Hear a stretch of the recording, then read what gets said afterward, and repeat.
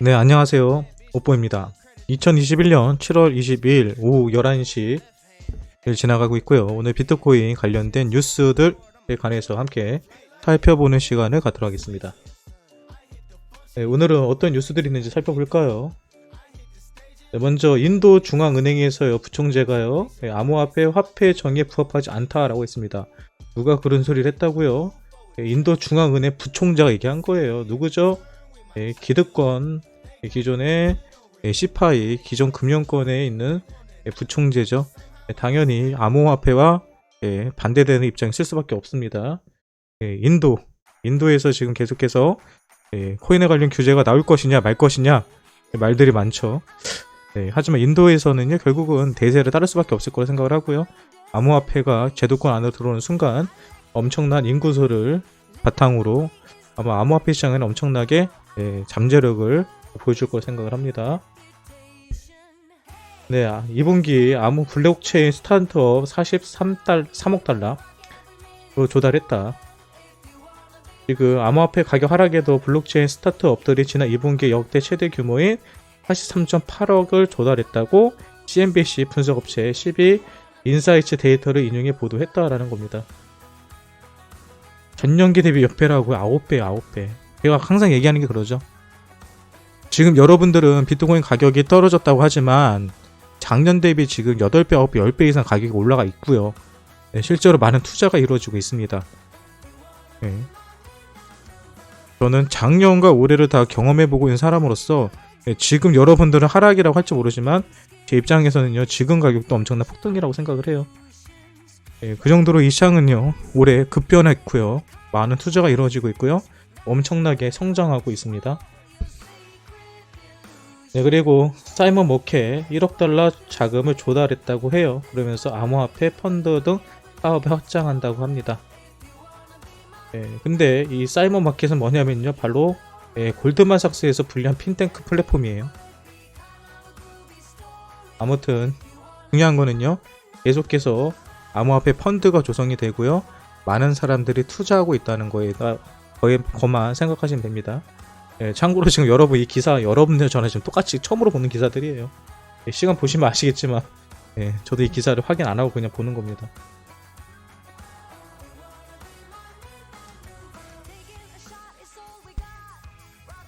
비트코인이 32,000달러 복귀했다고 기사 뜨고 있고요. 네, 아르고 블록체인 텍사스주의 친환경 암호화폐 채굴장을 구축하고 있다. 이거 좀 중요한 얘기 같아요. 텍사스면 미국이죠. 미국 쪽에 지금 계속해서 채굴장이 만들어지고 있다는 거는 그만큼 많은 사람들이, 특히 미국에 있는 투자자들이 이 채굴에 대한 사업성에 관해서 크게 높게 본다는 거죠. 이 기사 계속 나옵니다. 지금 관련된 기사들이요. 이 업체만 아니라 계속해서 새로운 업체들에서 채굴업에 투자하고 있다는 기사를 여러분들은 계속 보실 거예요. 앞으로도 보고 계셨고요. 그리고 중요한 건 친환경이죠. 친환경. 지금 그 비트코인 같은 경우는 에너지를 많이 사용하는 걸로 인해서 많은 사람들에게 비판을 받고 있는데, 이 친환경에 관해서 상당히 많은 사람들이 예민하게 받아들이고 있고요. 실제로 머스크 같은 경우도 이 친환경 문제만 해결이 된다면 테슬라에서 비트코인 결제를 허용할 것이다 라는 얘기를 지속적으로 해오고 있습니다.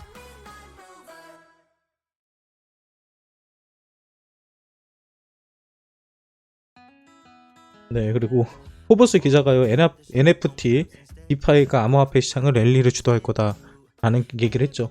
여러분, 요 NFT 디파이는요, 계속해서 여러분들이 신경 쓰고 있고요. 요거 관련된 뉴스들, 그 관련된 코인들 여러분들이 안테나 항상 세우고 있으셔야 합니다.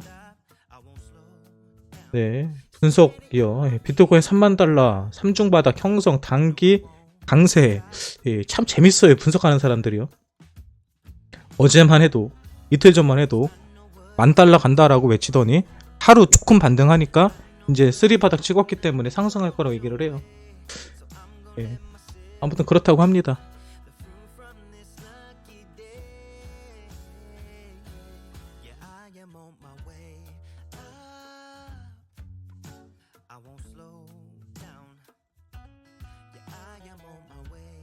좀 요거와 관련된 것도 제가 이따가 좀 설명을 드릴 텐데, 현재 코인들이 이 증권이냐 아니냐, 요거에 대한 이슈가 좀 많아요. 그래서 이 부분에 관해서는 조금 뒤에 함께 좀 더 구체적으로 얘기를 해보도록 하겠습니다. 그리고 미래의 세대 자회사 글로벌 X가요, 비트코인 ETF를 신청했다고 해요. 이게 언제 받아들여질지 모르겠지만, 이 ETF가 신청이 되면요, 어떤 장점이 있냐면, 바로 이 기관 투자자들이 주식시장에서 투자를 하잖아요. 그들이 별도의 플랫폼에 가입 없이 그냥 현재 사용하는 플랫폼을 사용해서 바로 비트코인에 간접적으로 투자를 할 수 있게 되는 이런 효과가 있습니다. 그만큼 저변이 확대되는 거고, 투자자가 확대되는 거죠. 투자처가. 그러니까 당연히 비트코인에게는 상당히 큰 호재로 반영이 될 겁니다. 그리고 지금 여러 군데의 펀드 회사들에서 ETF를 계속 신청해서 자신들이 이 펀드 또는 상품을 만들려고 준비하고 있어요. 그리고 그레이스케일에서는요, 투자자들의 단기 병등성 충격 크지 않다. 그레이스케일 투자자 대부분은 비트코인을 보유하고 있으며, 최근에는 암호화폐 투자 포트폴리오를 다각화하려는 경향을 나타내고 있다며, 또 어디에 관심이 있다고요? 디파이에 대한 관심도 커지고 있다 라고 누가 얘기했다고요? 그레이스케일의 CEO가 얘기했습니다. 그러면서 최근 시장에 급변하는 변동성에 있어서도 우리 투자자들은 어떻게 하겠대요? 중장기적 투자 위주로 하기 때문에 변동성에 그다지 신경 쓰지 않는다며 충격을 받지 않을 것 같다고 말했다. 지금 이 방송 보시는 여러분들, 지금 이 방송을 보시는 분들처럼 이분들도 단기적인 투자가 아니라 좀 더 나무가 아닌 숲을 보면서 투자를 하고 있다고 해요. 그러니까 제 방송을 보시고 저와 같은 방식으로 투자하시는 분들은요, 바로 이 그레이스케일의 투자자들만큼 이 시장을 보는 눈이 넓어졌다는 거죠. 지금처럼 하시면 됩니다. 그리고 캐시우드가요, 어저께 얘기한 거죠. 어저께 7천억 달러 송금시장에서 암호화폐 활용을 건의한, 이미 지금 활용이 되려고 하고 있죠. 니플이라든지 스텔라 루멘을 통해서 벌써 이런 것들이 사용되려고 하고 있습니다. 이미 관련된 기술들이라든지 인프라는 거의 다 구축이 되어 있어요.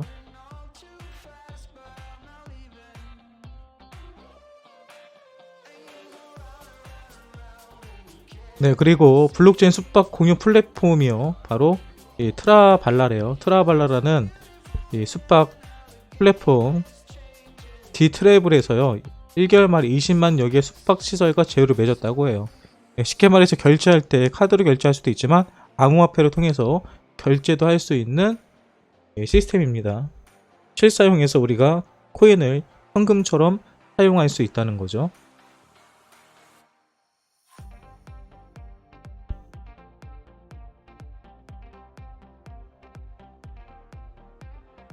아시는 것처럼 현재 이더리움 관련된 영화가 만들어지고 있어요. 근데 여기에 이 친구가 되게 잘생겼죠. 이더리움의 창시자입니다. 바로 비탈릭이라고 하는데요. 비트코인 하시면서 이 친구 얘기는 많이 들어보셨을 거예요. 아무튼 이 친구가 이 영화에 잠깐 출연했다는 게 나왔네요.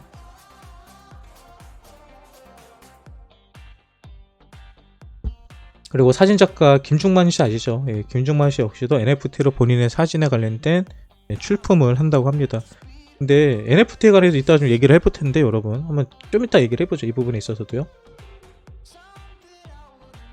그리고 GMO 창업자가요, 주식 암호화폐 시장 거품 이르면 올해 가을에 터진대요. 여러분 이거 호재인가요, 악재인가요? 올 가을에 터진대요. 거품. 근데 저는 지금 자리가 거품이라 생각하지 않거든요. 그러면 가을 전에 거품이 온다는 소린데, 거품이 와야지 터지죠. 뭔가 버블이 있어야지 터지지, 거품이 없는데 터질 수는 없습니다. 가을 전에 뭔가가 올긴 오나봐요. 뭐가 터진다는지 모르겠습니다. 또 재밌는 기사 하나가 떴어요. 금융위 미신고 영업회의 거래소 접선 차단 고발 조치. 오늘의 저는 메인 썸네일 이걸로 갈 거예요. 제목은 바이비트 국내 거래 금지. 보시는 것처럼 뭔 얘기냐면요, 얼마 전에 계속 얘기하는 것지만 최근 FIU가 뭐냐면요, 금융정보 분석원이에요. 한국인을 상대로 영업하고 있다고 판단되는 외국 가상자산 사업자 27곳에게 FI 원장 명의로 서원을 보내 9월 24일까지 특중금융 거래 정보 보고 및 이용 등에 관한 법률 특근법이죠. 신고해야 하며 미신고 영업은 처벌 대상이라고 안내했다. 가상화폐 거래소는 특근법에 따라 9월 24일까지 뭐를 해야 된다고요? ISMS 정보보호관리 체계 인증을 받아야 되고요. 또 실명 계좌 등 조건을 갖추어서 FI에 신고해야 돼요. 이게 말도 안 되는 얘기라고 계속 말씀드리죠. 왜? 바이비트가 어차피 원화 입금을 안 받는데 실명 계좌 계약을 왜 하냐는 거죠. 얘네들은 코인만 받아서 하는 애들인데. 코인베이스도 마찬가지. 이거 되면요, 바이낸스, 바이비트, 코인베이스, 뭐 비트게시가 뭐고 마진 거래지 여러분 아무것도 사용 못하는 거예요. 아무도 사용 못하는 거예요, 이거요. 예. 근데 말이 되냐고 이게. 아무튼 지금 금융위에서 계속 이렇게 헛발차기를 하고 있습니다. 이것도 재밌어요. 앞으로 어떻게 진행이 될지 궁금합니다.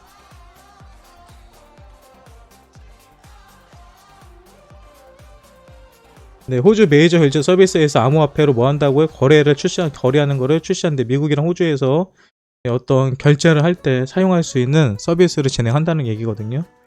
다시 말하지만 비트코인은요, 계속해서 실생활에서 사용되고 있습니다. 금보다 훨씬 더 뛰어나다는 거죠. 왜 금보다 뛰어나요? 금은 우리가 현금화하기 위해서는 들고 다녀야 되고요. 팔아야 되잖아요.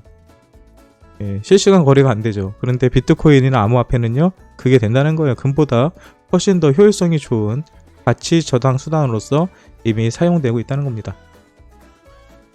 네, 호주 암호화폐 최고 기업에서 미국에서 아식 장비 추가 배치, 이게 뭐냐면요, 칩으로 하는 그 채굴기예요. 채굴기. 컴퓨터를 채굴하는 게 아니라 채굴하는 전용 기기가 있습니다. 근데 여기 보니까 A12 사용 모델을 588대로 추가로 또 도입한다는 거고요. 보통 이거 한 대가요 한 2천만원 3천만원씩 해요. 근데 이미 11,760대 규모를 이미 가지고 있는데 추가적으로 588대를 더 한다는 거예요. 어느 기업이요? 네, 호주에 있는 암호화폐 채굴 기업이 미국에다가 이거를 설치해서 장착한다고 합니다. 채굴 시장 계속 커져요. 왜 커질까요? 수익성이 좋으니까겠죠. 네, 또 재밌는 얘기가 나왔어요. 미 온라인 증권사 창업자가요, 암호화폐 성공하기는 힘들다라고 하면서 부정적 얘기를 하면서 뭐라고 해요? 일부 베팅할 가치가 있다라고 했습니다. 그러면서 자기는 이렇게 얘기해요. 디지털 자산 클래스의 장기적인 미래에 대해서 회의적이지만 약간의 암호화폐 투자하고는 있다. 본인도 투자하고 있는 거예요. 이거 들으면 어떻게 보면 회의적이라는 거는 확실치 않다는 거죠. 이게 어떻게 될지 모르기 때문에. 하지만 이 사람도 투자하고 있다는 거고요.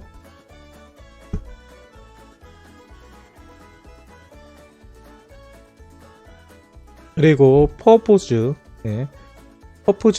이더리움 ETF를 하면서 이더리움 보유량을 6.2만 개 이상을 돌파하고 있대요. 근데 이 내용에서 중요한 거는요, 요거예요. 오전 11시 기준입니다. 오늘 11시 기준. 퍼포즈 비트코인 ETF가 보유한 비트코인의 물량은 22,410개입니다. 엄청나게 많죠. 근데 이거는요, 전날 대비 몇 개가 늘은 거예요? 130개. 그러니까 얘네들은 하루에 130개라도 추가 매수한 거예요. 그리고 이더리움 몇 개요? 555개가 추가로 늘어났어요. 그러니까 이 친구 어제죠, 어저께 뭐 하고 있었어요? 어저께 줍줍하고 있었다. 어저께도 이 친구들은 비트코인을 100개나 더 사고 이더리움을 500개나 더 사면서 줍줍을 하고 있었다라는 내용입니다. 그리고 스텔라 재단이요, 머니그램을 인수한대요. 스텔라는 아시는 것처럼 리플과 같이 금융권에서 나라와 나라 간의 통근 시스템을 해주는 이런 코인이고요. 근데 머니그램을 인수한대요. 머니그램을 인수하게 되면요, 실제적으로 이 국가 간의 송금에 있어서 상당히 큰 이점을 갖게 되거든요. 그러면서 리플과의 라이벌 관계를 계속해서 유지하게 될 것이다. 근데 이거는 스텔라한테는 상당히 큰 호재가 되고요. 리플한테는 어떻게 보면 경쟁자가 더 시장을 확장시키는 거기 때문에 불리한 내용이 될 수도 있겠죠. 네, 그리고 계속해서 리플 같은 경우는요, 신분 일정 27로 연기됐대요. 근데 여러분들께서 리플 소송만 보면 결과가 언제 나올 거냐 물어보는데요. 결과 절대 쉽게 안 나옵니다. 이거 행정소송이에요. 보통 3년에서 4년 갑니다. 단기적으로 절대 결정 안 나고요. 법원에서 결정하기 전에 서로 합의하에 끝나는 경우가 대다수입니다. 그래서 저는 이거 쇼라고 봐요. 분명히 조만간 지금 이 SEC 소송으로 인해서 비트코인의 가격을 눌러놓고요. 어느 순간에 합의했다라는 기사가 터지는 순간 리플은요 4,000원, 5,000원, 만원까지도 가는 겁니다. 그래서 그 전까지 이 가격이 못 올라오게 세력들이 돈으로 누르는 경우도 있거든요. 물량을 계속 팔면서 개미들이 못 올라오게 하는 방법도 있지만 리플 같은 경우는 그 방법이 아니라 바로 이 소송권으로 인해서 인위적으로 가격을 누르는 모습이다 라고 저는 작년 12월부터 얘기를 했거든요. 저는 지금도 동일하게 그 생각을 합니다. 지금 리플만 이 증권 이슈로 인해서 이게 붙잡아둘 이유가 전혀 없어요. 그리고 로봇 태권 V도 여러분 NFT가 발행된대요.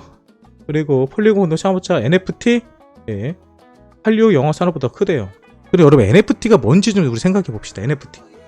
NFT 하면 우리가 대체 불가능 코인이라고 알잖아요.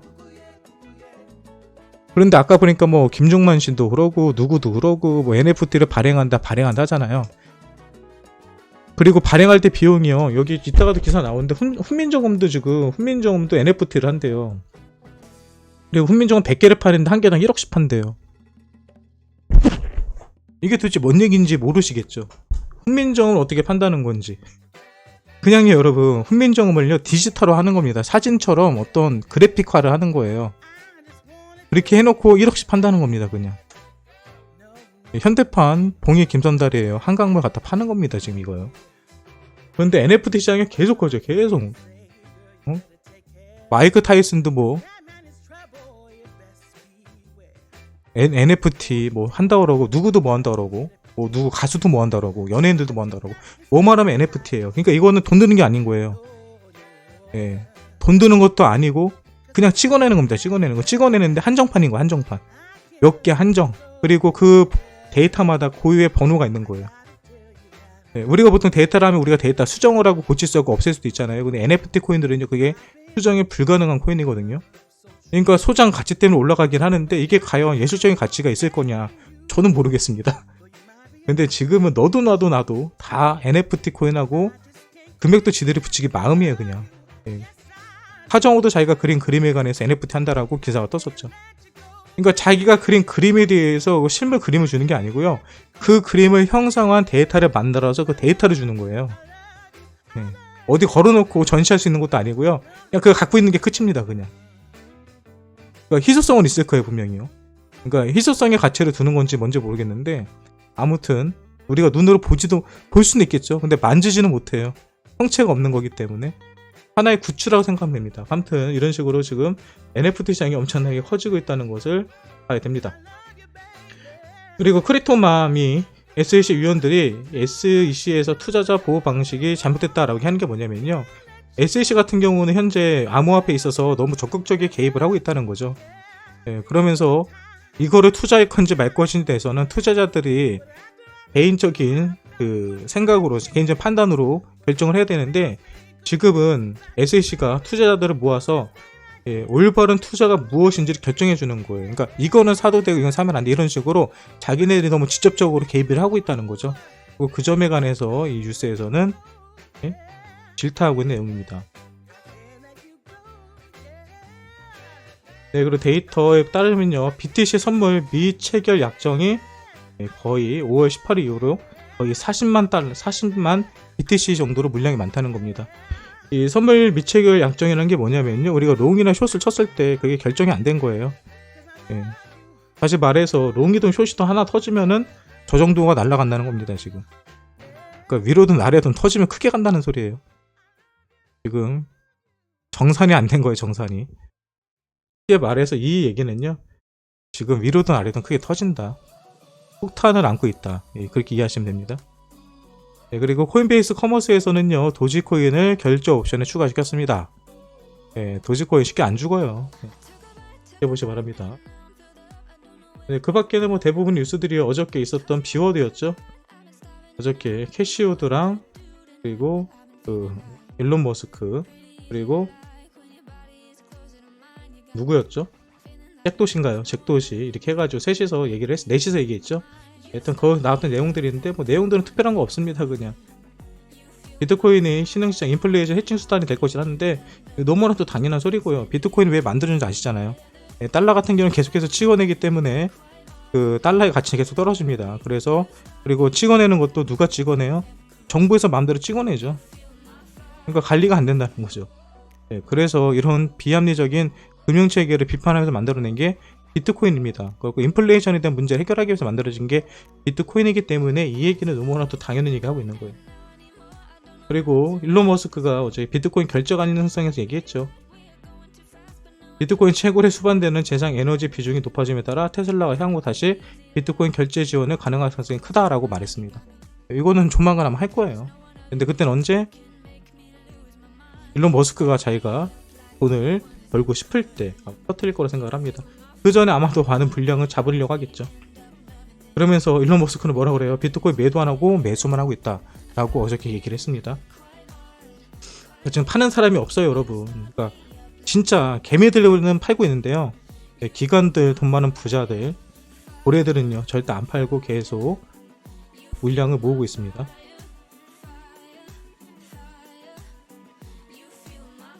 그 밖에 비어드 컨퍼런스에서요, 그 BTC에 집중화 보도는 잘못됐다. 이게 무슨 얘기냐면요. 비트코인은 인플레이션을 만들지 않고 또 누군가에게 조종당하지 않고 분산화 시킨다는 게 그게 핵심이잖아요. 근데 실제로 비트코인의 90% 이상은요, 상위 10%의 사람들이 다 가지고 있다라고 주장을 하고 있죠. 그것도 사실일 수도 있어요. 근데 중요한 건 뭐냐면은 현재 비트코인 지갑은요 160만 개 이상이 유지되고 있고요. 그리고 기속적으로 이 비트코인 새로운 지갑들이 발생하고 있다는 거죠. 그래서 이거는 일부분의 지갑 몇 개로 인해서 움직이는 이런 이 코인 금융체계가 아니다. 이 점에 관해서 얘기를 한 것 같아요. 그리고 일론 머스크 결론적으로 비트코인 지지한다 이런 내용이고요. 그리고 또 요 재밌는 얘기가 있어요. 비트코인 같은 경우는 이 검은 자금 이 범죄 조직에서 사용한다 라는 얘기가 많았죠. 근데 그 점에 관해서 어저께 비워드 컨퍼런스에서는요 이 점에 얘기가 나왔는데요.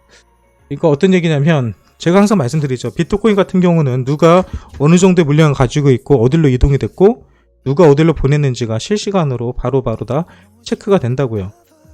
그래서 실제로 범죄 조직에서 비트코인을 가지고 자금을 은닉한다는 것은 결코 쉬운 문제가 아닙니다. 그리고 실제로 불법 거래 비중이요 2%밖에 되지 않는다는 보고가 있고요. 그래서 지금 꼭 비트코인이 이렇게 규제 안에 들어오면 이 검은 자금들이 비트코인에 흘러 들어오지 못하기 때문에 가격적으로 하락이 있을지도 모른다. 수요가 없을 거다라는 얘기도 많은데요. 아닙니다. 실제로요 범죄 조직에 사용되는 비용은 별로 크지도 않았고요. 그리고 오히려 기관 쪽에서 합법적으로 자금이 들어올 가능성이 크다는 거죠. 그럼 여러분들 그러시겠죠. 무슨 소리냐? 범죄 조직에서 비트코인 얼마나 많이 사용하는데. 근데 비트코인을 사용을 하는 거 맞는데요. 비트코인에서 이제 갈아타죠. 어떤 코인으로요? 비트코인이 아니라 추적이 불가능한 코모도라든지 제트캐시라든지 이런 식으로 다크 코인들이 있습니다. 다크 코인으로 중간에 갈아타는 거예요. 그런데 다크 코인들에 대한 규제가 지금 계속 일어나고 있죠. 그래서 아무튼 범죄 조직에서 사용되는 비트코인의 물량은 일부분이다 라는 게 어저께 비워드 컨퍼런스에서 나왔던 얘기 중에 하나입니다.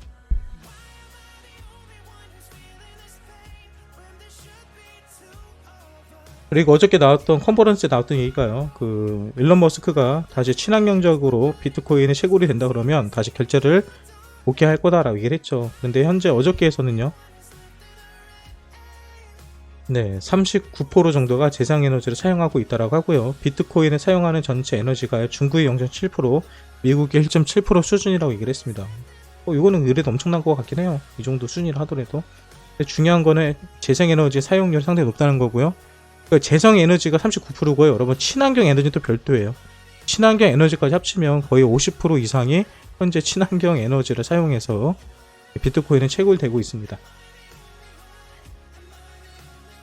그러니까 이런 거 여러분, 요 사진 있죠? 요 사진을요 디지털 사진 시켜가지고 NFT로 팔면 얼마 받냐면 200만 달러예요. 지금 이제 시장이 이렇게 돌아가고 있어요. 네.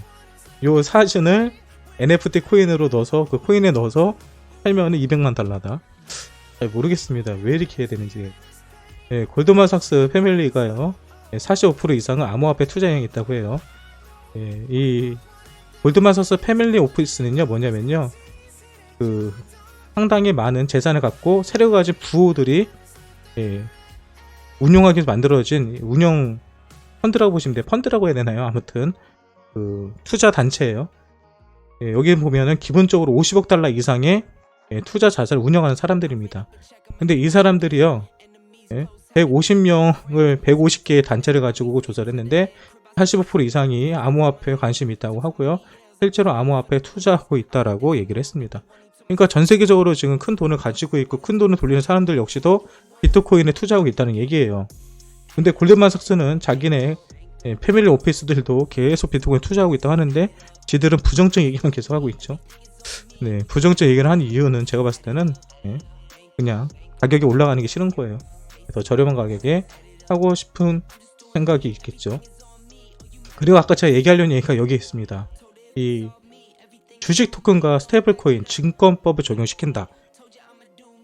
네, 여러분들이 최근에 뉴스를 보면은 이 증권법에 해당되냐 안 되냐 이 얘기가 계속 나와요. 모든 코인들이요.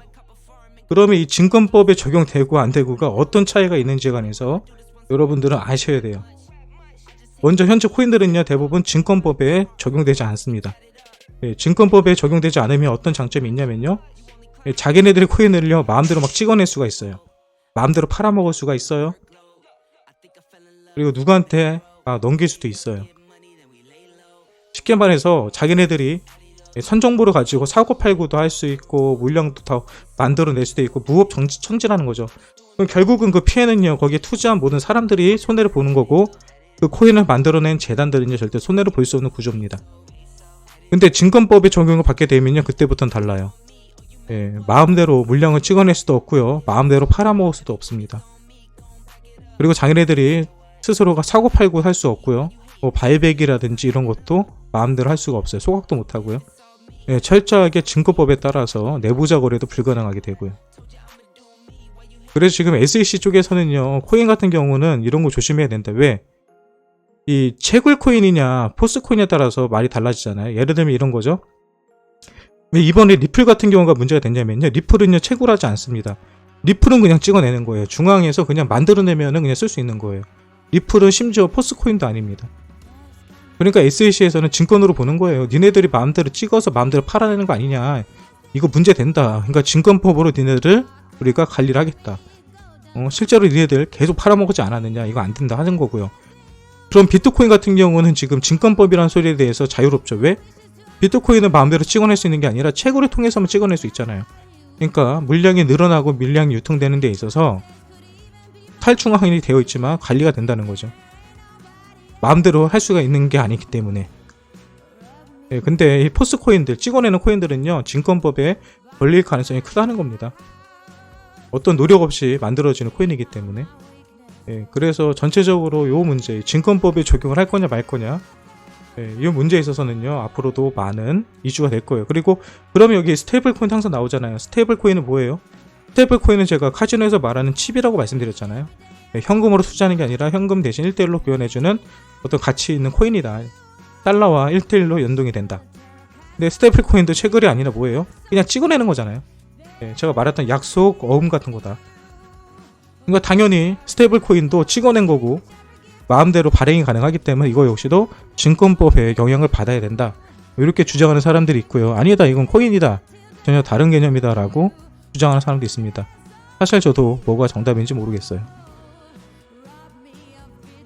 아무튼 요 부분 여러분들 왜 증권법에 적용되냐 안 되냐가 최근에 계속 이슈가 되는지, 그리고 리플은 왜 소송에 걸렸고 왜 소송에 휘말려 있는지에 대해서 여러분들에게 설명드린 거고요.